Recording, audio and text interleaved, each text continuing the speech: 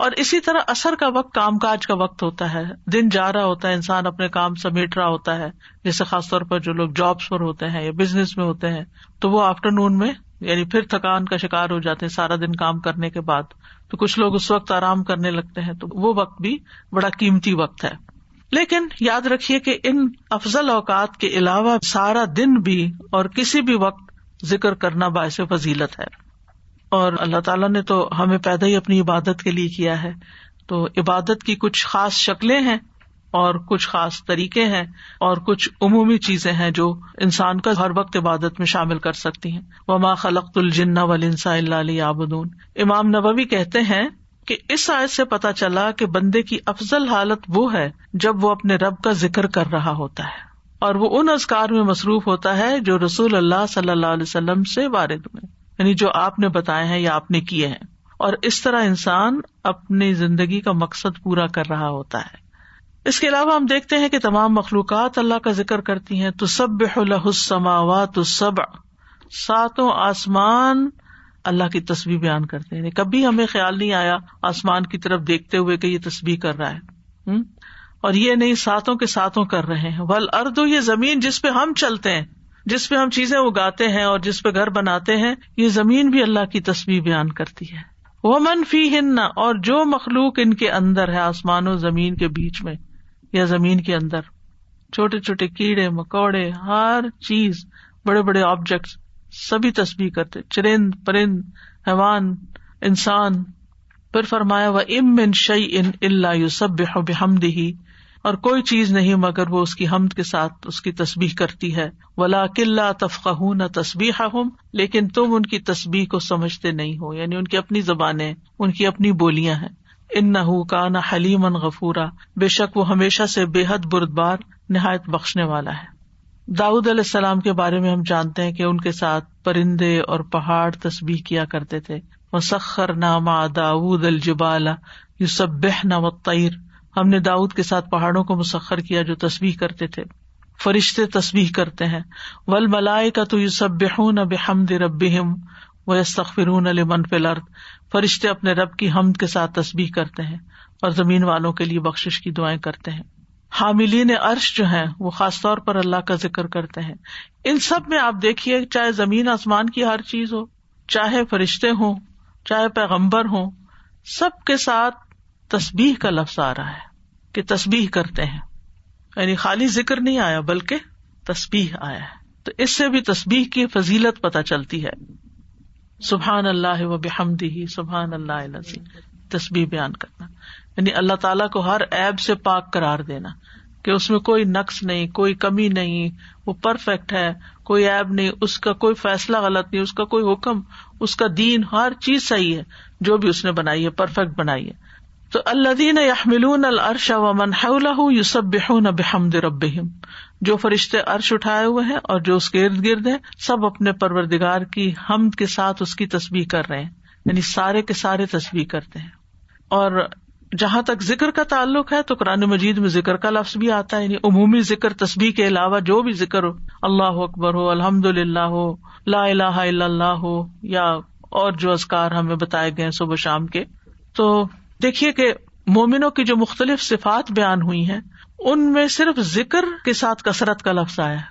سورۃ الاحزاب کی آیت نمبر 35 ہے نا، ان المسلمین والمسلمات والمؤمنین والمؤمنات والقانتین والقانتات والصادقین والصادقات والصابرین والصابرات والخاشعین والخاشعات والمتصدقین والمتصدقات والصائمین والصائمات والحافظین فروجہم والحافظات والذاکرین اللہ کثیرا والذاکرات. یعنی ساری صفات اپنی جگہ ہیں کہ وہ مسلمان ہیں، مومن ہیں، فرما بردار ہیں، سچے ہیں، صبر والے ہیں، عاجزی کرنے والے ہیں، صدقہ کرنے والے ہیں، روزہ دار ہیں، اپنی شرمگاہوں کی حفاظت کرتے ہیں اور اللہ کا کثرت سے ذکر کرتے ہیں. تو اس سے بھی اندازہ لگائیں کہ ذکر کی کتنی اہمیت ہے کہ ذکر میں کثرت چاہیے. باقی چیزیں تو اپنے اپنے وقت پر ہوں گی، لیکن اللہ کے پسندیدہ وہ ہیں جو ذکر میں کثرت کرتے ہیں. جیسا کہ سورۃ آل عمران میں آتا ہے، الذین یذکرون اللہ قیاما وقعودا وعلی جنوبہم، جو اللہ کو یاد کرتے رہتے ہیں کھڑے بھی، یعنی کچھ کام ہم کھڑے ہو کے کرتے ہیں، کھڑے ہو کے تھک جاتے ہیں تو وقعودا بیٹھ جاتے ہیں اور پھر لیٹ جاتے ہیں.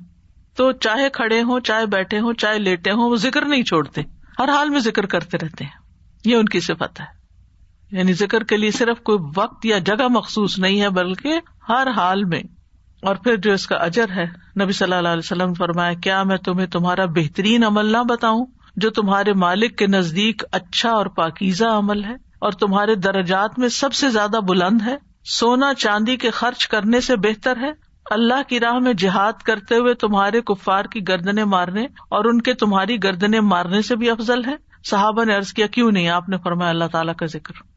یعنی بعض اوقات انسان سوچتا ہے نا کہ میں تو کچھ کر نہیں پا رہا، لوگ تو بڑے بڑے نیکی کے کام کر جاتے ہیں، اتنے مالدار ہیں، وہ اتنا صدقہ خیرات کرتے ہیں. خاص طور پر انسان جب ایسی چیریٹیز کے بارے میں سنتا ہے جو لوگ بہت آگے بہت بڑے بڑے کام کرتے ہیں، تو انسان سوچتا ہے کہ میرے پاس تو کچھ ہے ہی نہیں کرنے کے لیے، میں تو ان کے برابر کبھی آ ہی نہیں سکتا. کچھ لوگ ہر سال حج عمرے پہ چلے جاتے ہیں، انسان سوچتا ہے میں تو یہ بھی نہیں کر سکتا. اسی طرح کچھ لوگ اور بڑے بڑے کام کر رہے ہوتے ہیں، خدمت خلق کے بڑے کام کر رہے ہوتے ہیں. آپ کبھی کبھی پڑھتے ہیں نا کہ مخصوص شخصیات کے بارے میں، اس نے اتنے ہزار لوگوں کو مسلمان کیا، انسان سر پکڑ کے بیٹھ جاتا ہے کہ ہم نے تو ایک کو بھی نہیں شاید کیا. تو اسی طرح فلاں شخص نے اتنے 100 مسجدیں افریقہ میں بنوا دی، کہتے ہم نے کیا کیا؟ تو اپنا بہت ہی چھوٹا لگتا ہے بھی چھوٹا، ایسا کچھ نہیں. لیکن اس وقت کیا چیز انسان کو حوصلہ دلاتی ہے کہ پھر اگر ہمارے یہ وسائل نہیں ہیں یا ہم یہ نہیں کر سکے، خواہ ہماری طلب تھی کہ ہم یہ کر سکیں. کچھ کام ہوتے ہیں جو انسان کے ڈریمز ہوتے ہیں، کاش میں زندگی میں یہ کر لوں، لیکن پھر بھی نہیں، حالات اجازت دیتے، وسائل نہیں ہوتے. لیکن ذکر کر کے آپ ان ساری چیزوں سے آگے نکل سکتے ہیں، کیونکہ جو لوگ بڑے بڑے کام کرتے ہیں ان کے ساتھ بڑے خطرات بھی ہوتے ہیں کہ کبھی کسی وقت دل میں ریاکاری آ جائے، کسی وقت دل میں تکبر آ جائے، لوگ تعریف کر کر کے دماغ خراب کر دیں. تو جو چپکے سے بیٹھ کے کہیں نہ کہیں اپنے کام کاج میں لگا ہوا ذکر کر رہا ہے، اس کا تو کسی کو پتہ ہی نہیں کہ وہ کیا کر رہا ہے، وہ کتنے خزانے جمع کر رہا ہے.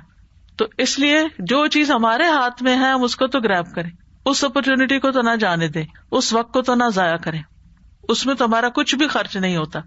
اور نبی صلی اللہ علیہ وسلم نے یہ بھی فرمایا، صحیح مسلم میں ہے، سبق المفردون قالوا وما المفردون یا رسول اللہ قال الذاکرون اللہ کثیرا والذاکرات. اچھا، یہاں نوٹ کریں کہ ذکر کرنے والوں میں عورتوں کے نام بھی ساتھ ساتھ ہیں، کہ یہ صرف مردوں کے لیے نہیں ہے، عورتیں بھی اس میں شامل ہیں. نبی صلی اللہ علیہ وسلم نے فرمایا مفردون سبقت لے گئے، آگے چلے گئے، سابقون بن گئے. صحابہ نے پوچھا اللہ کے رسول مفردون کون ہے؟ آپ نے فرمایا اللہ کا بہت زیادہ ذکر کرنے والے مرد اور عورتیں، یہ مفردون ہیں جو اللہ کے قریب ہو گئے. تو ذکر ایک ایسی چیز ہے کہ جو انسان کو اللہ کا قرب عطا کرتا ہے، اور بھی بے شمار فائدے ہیں.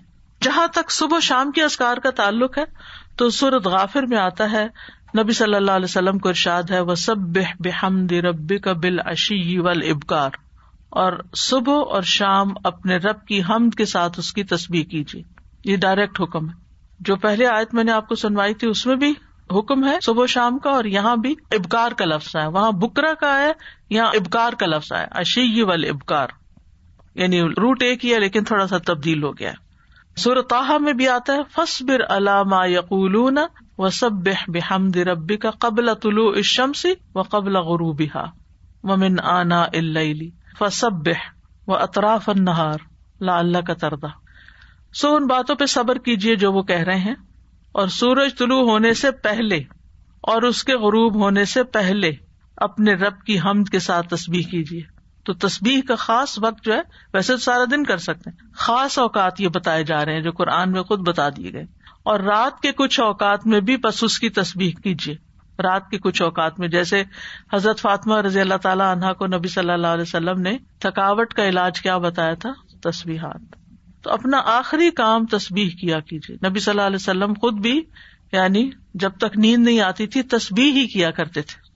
اور رات کے کچھ اوقات میں بھی بس تسبیح کیجیے، اور دن کے کناروں میں، تاکہ آپ خوش ہو جائیں. تو اس سے کیا پتہ چلتا ہے؟ یہ خوش ہونے کا نسخہ ہے، خوش ہونے کا راز ہے، اس میں خوشی حاصل کرنے کا ذریعہ ہے. یعنی اگر آپ چاہتے ہیں کہ آپ کا دل مطمئن ہو، خوش ہو، تو آپ کو ان اوقات میں لازماً تسبیح کرنی چاہیے. اور جو ان اوقات میں تسبیح نہیں کرتے وہ غافلین میں شمار ہوتے ہیں، کیونکہ اللہ تعالیٰ فرماتے ہیں وَاذْكُر رَبَّكَ فِي نَفْسِكَ تَضَرُّعًا وَخِيفَةً وَدُونَ الْجَهْرِ مِنَ الْقَوْلِ بِالْغُدُوِّ وَالْآصَالِ وَلَا تَكُن مِنَ الْغَافِلِينَ. اور اپنے رب کا ذکر کیجیے اپنے دل میں عاجزی اور خوف سے، بغیر بلند آواز کیے، چپکے چپکے. دل ہی دل میں، صبح اور شام کے وقت، اور آپ غافلوں میں سے نہ ہونا. یعنی جو ان اوقات میں تسبیح نہیں کرتے، ذکر نہیں کرتے، پھر وہ غافل شمار ہوتے ہیں. اور خاص طور پر اس وقت میں جو تھوڑا سا بھی ذکر کیا جاتا ہے اس کا اجر بہت زیادہ ہے.